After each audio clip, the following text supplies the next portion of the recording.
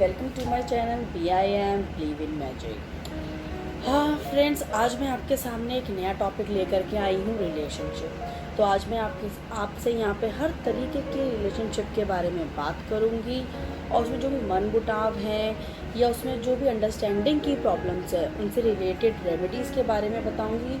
और ये बताऊँगी कि रिश्तों में जो खटास आ जाती है या मनमुटाव हो जाता है उसका वास्तु से क्या रिलेशन है और कैसे आप अपने घर का थोड़ा सा वास्तु ठीक करके अपने परिवार में, अपने रिश्तों में और मिठास ला सकते हैं।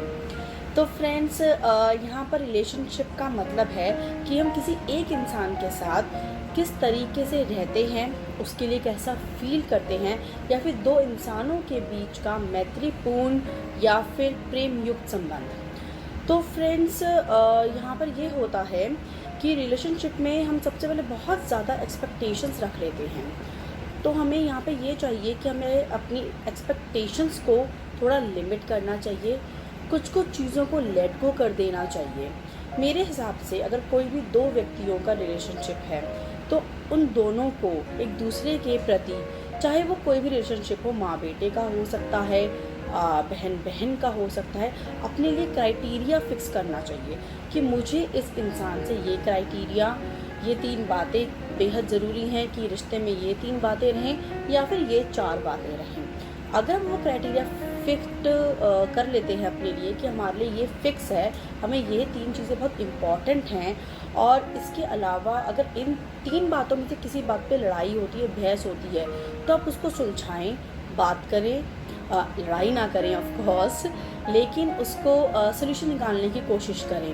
पर अगर वो बात किसी चौथी चीज़ पर हो रही है जो आपके उस 3 क्राइटेरिया में फिट ही नहीं होती, तो आई थिंक आपको वो लड़ाई करनी ही नहीं चाहिए, आपको बहस करनी ही नहीं चाहिए। अगर हो भी जाती है तो उसको लेट गो कर देना चाहिए।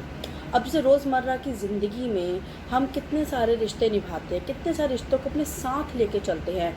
माँ बेटे का रिश्ता, माँ बेटी का रिश्ता, बहन बहन का, भाई बहन का, दोस्ती का, पति पत्नी का।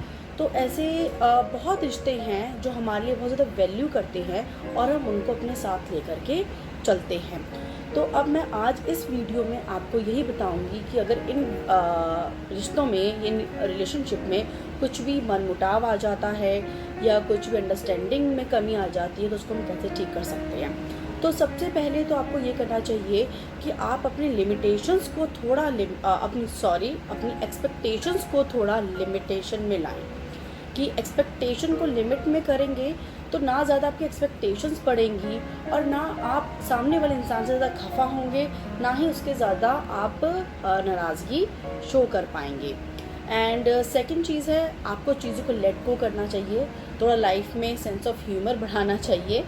सेंस ऑफ ह्यूमर भी बेसिकली लेट गो ही है कि चलो कोई लड़ाई हो रही है तो मैं हंस दिया या मैं हंस दी, चलो थोड़े बात को ऐसे ही छोड़ दिया। तो वो भी यही होता है कि हमने चीज़ों को लेट गो कर दिया। और अगर हम सोचते रहेंगे, परेशान होते रहेंगे तो पूरा दिन ख़राब होगा, कई दिन ख़राब हो जाते हैं, या फिर हम हमेशा टेंशन में रहते हैं और पूरे घर का माहौल भी ख़राब होने लगता है। तो हमें पहले थोड़ा सा अपने नेचर को भी सुधारने की ज़रूरत होती है। मैं यहाँ ये नहीं कहूँगी कि आप एडजस्टमेंट करें, क्योंकि अगर आपके क्राइटेरिया फिक्स हैं तो उसमें एडजस्टमेंट की ज़रूरत नहीं होती। और अगर एडजस्टमेंट अगर आप करेंगे, हर छोटी छोटी बात पे अगर हमें एडजस्टमेंट करनी ही पड़ेगी, तो वहाँ पे बिल्कुल रिस्पेक्ट नहीं रहेगी एंड वो प्यार, वो बॉन्डिंग, वो कनेक्शन भी लूज़ होता जाएगा, खत्म। बताना चाहूँगी कि यहाँ पर मेरा क्राइटेरिया से क्या मतलब है।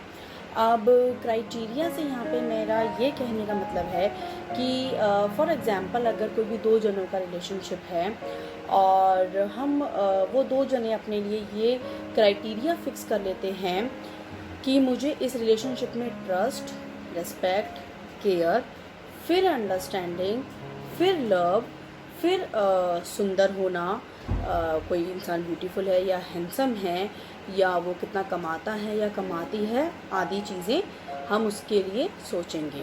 तो अब आपने इस क्राइटेरिया में अपने टॉप 3 थिंग्स क्या रखी? Trust, care and respect. या ट्रस्ट, रिस्पेक्ट एंड केयर, ठीक है। अब आप यहाँ पे लड़ रहे हैं अपने पार्टनर से, या फॉर एग्जांपल अपने पार्टनर से अगर आप यहाँ पे लड़ रहे हैं कि भाई तुम खाना अच्छा नहीं बनाती हो, या तुम अब पहले जैसी सुंदर नहीं दिखती हो, या फिर आप इस बात पे लड़ रहे हैं कि हस्बैंड मुझे टाइम नहीं देता है, या घर पे टाइम से नहीं आता है, या एक्सेट्रा एक्सेट्रा चीज़ें, तो सबसे पहले आप ये सोचिए कि क्या आपने ये सब बातें अपने 3 क्राइटेरिया की थिंग्स में फिट भी करी थी, क्योंकि आपने ट्रस्ट, रिस्पेक्ट और केयर फिट करा हुआ है। और अगर ये तीनों चीज़ें आपको मिल रही हैं तो ये चौथी चीज़ पे लड़ना तो वेस्ट है, उस पे लड़ना चाहिए ही नहीं, वो तो चीज़ वैसे ही लेट गो कर देनी चाहिए। तो यहाँ पे क्राइटेरिया से मेरा ये मीनिंग है कि आप पहले अपने लिए क्या आपको चाहिए सामने वाले से, जो आपके एक्सपेक्टेशंस हैं उसमें टॉप लिस्ट क्या है वो डिसाइड करिए, और उसके ही थ्रू अपने रिलेशनशिप को और बेटर बनाइए और अच्छा बनाने की कोशिश करिए। आई नो ये सिर्फ एक जने के समझने से नहीं होगा, दोनों को समझना चाहिए, चाहे वह भाई बहन का रिश्ता हो या बहन बहन का हो, उनमें भी कई मन मुटाव हो जाते हैं। कोई छोटी सी बात चुप गई तो सालों सालों तक या महीनों महीनों तक लोग लेकर के बैठे रहते हैं। तो आई डोंट थिंक सो कि इतना किसी भी चीज़ को खींचना चाहिए। और मेरा एक बात है कि कुछ भी बात हो फेस टू फेस करनी चाहिए। ये ना हो कि कोई किसी से कुछ भी कह जाए और आप उस बात को विश्वास करें, चाहे दोस्ती ही हो। दोस्ती बहुत प्यारा रिश्ता होता है, बहुत अनमोल रिश्ता होता है। मेरे हिसाब से मेरे भी बहुत सारे फ्रेंड्स हैं, बहुत अच्छे फ्रेंड्स हैं, बहुत सपोर्टिव फ्रेंड्स हैं। एंड तो उन्हीं की वजह से आज मैं इनफैक्ट ये यूट्यूब पे चैनल बना पाई हूँ एंड आगे भी बना पा रही हूँ। एंड बहुत मतलब मुझे उन्होंने इस चीज़ में सपोर्ट किया है। तो मैं यही चाहूँगी कि कई बार क्या होता है, छोटी सी बात पे या किसी फलाने ने कुछ कह दिया, किसी थर्ड फ्रेंड ने कुछ कह दिया, और हम वो अपने माइंड में रख के बैठ जाते हैं और वहाँ पे बहसबाजी शुरू हो जाती है, या हम अपने मन में एक थिंकिंग बना लेते हैं। पर अगर आपका वहाँ क्राइटेरिया फिक्स है कि भाई मेरे को मेरी फ्रेंड से ये बातें थी टॉप मोस्ट 2, 3 या 4, और इसमें वो चीज़ फिट ही नहीं होती, तो उस चीज़ को लेट गो कर देना चाहिए, चाहे वो सही भी हो चाहे वो नहीं भी हो। या फेस टू फेस आप उसे क्लियर करिए और उससे बात करिए और उस मैटर को रेमेडीज़ बताऊंगी जो वास्तु और रिश्तों को कनेक्ट करती हैं। और इन रेमेडीज़ के थ्रू अगर आप ये उपाय करेंगे तो बेशक आपके रिश्तों में और आपके जितने भी मन मुटाव हैं रिश्तों में वो दूर हो जाएंगे, और रिश्ते और बेहतर और अच्छी वार्मथ के साथ ग्रो कर पाएंगे। तो सबसे पहले मैं आपको बताना चाहूँगी फैमिली में बॉन्डिंग या यूनिटी होने का उपाय। कई बार क्या होता है, कई ऐसे परिवार देखे जाते हैं जिनमें फैमिली से बिल्कुल बॉन्डिंग नहीं होती, भाई बहन के आपस में नहीं बन रही होती, माता पिता की नहीं बन रही होती, या पिता और बेटे की नहीं बन रही होती। तो हमेशा घर में तनाव रहता है या वो यूनिटी की कमी होती है, जिससे बाहर वाले लोग आकर उसका एडवांटेज उठा पाते हैं। तो उसका उपाय है कि आप अपने पितरों की तस्वीरें, ध्यान से सुनिएगा, पितरों की तस्वीरें सिर्फ गोल्डन फ्रेम में, कोई और फ्रेम नहीं, ना ही कॉपर, ब्रॉन्ज, सिल्वर, कोई फ्रेम नहीं, सिर्फ गोल्डन फ्रेम में ही अपने पितरों की तस्वीरें साउथ वेस्ट जोन में लगाएं। आप कंपास लें, अपने घर के सेंटर में खड़े हों, वहाँ पर डायरेक्शंस को नोट करें, जहाँ पे भी आपको साउथ वेस्ट जोन दिखता है तो आप वहाँ पर अपने पितरों की तस्वीर लगाएं। अब इससे होगा क्या, इससे सबसे पहली बात तो हो कि हमें पितरों का आशीर्वाद होना बहुत ज़रूरी है। हमें अपनी रोज़मर्रा की ज़िंदगी में अच्छा करने के लिए, बिज़नेस में ग्रोथ करने के लिए, हेल्दी लाइफस्टाइल के लिए पितरों का आशीर्वाद बहुत ज़रूरी होता है। आपने सुना है कभी भी कि कोई वैसे रूठ जाए, इंसान रूठ जाए, हम उसे मना सकते हैं, तो अगर पितृ रूठ जाएं तो हम उनको नहीं मना सकते।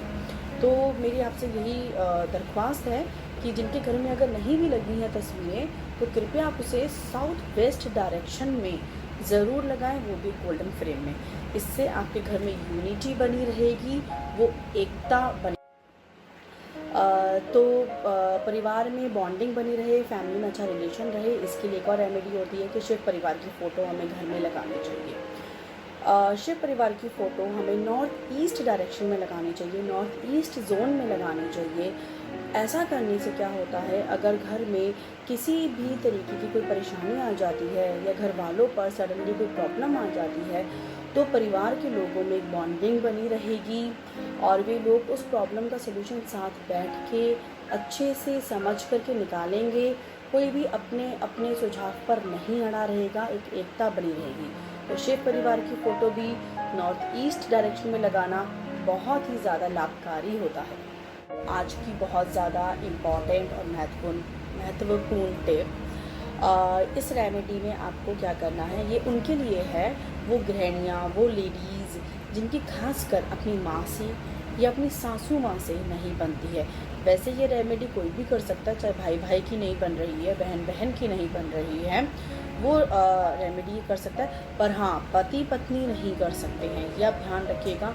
कोई भी कपल ये वाली रेमेडी नहीं कर सकता है। तो इसमें आपको क्या करना है, अपने घर के जो अनाज में चावल होता है, अब थोड़ा सा चावल लीजिए, बेशक 1 चम्मच चावल ले लीजिए, उसको किसी भी सफ़ेद चीज़ में, सफ़ेद आप कपड़ा ले सकते हैं, आप सफ़ेद कागज़ ले सकते हैं, पर उसको कोई धारियाँ ना हो, बिल्कुल प्लेन चीज़ हो, सफ़ेद एनवलप ले सकते हैं, उसमें आप उसको रखिए 1 चम्मच चावल को। उसके साथ आप उस इंसान की तस्वीर रखें जिसके साथ अपने संबंध आपको सुधारने हैं, बेटर करने हैं, कम्युनिकेशन अच्छा करना है, जिसका आपको सपोर्ट चाहिए। आप चावल के दाने रखिए, सपोज़ आपने एक एनवलप लिया है, उस एनवलप में चावल के दाने रखिए, उसमें आप वो तस्वीर रखिए और उसको बंद करिए और अपने मन में ही अपनी जो भी आपकी इच्छा है वो आप बोलें। पर ये याद रखिएगा, आपको उसको फ्यूचर में नहीं बोलना है, आपको उसको वर्तमान में बोलना है, प्रेजेंट में बोलना है कि मेरा इस फलाना के साथ या सपोज़ मेरी माँ के साथ रिश्ता अच्छा हो रहा है, हम अब साथ अच्छे से रहते हैं, हम अच्छे से बात करते हैं, हम एक अच्छा समय साथ बिता रहे हैं।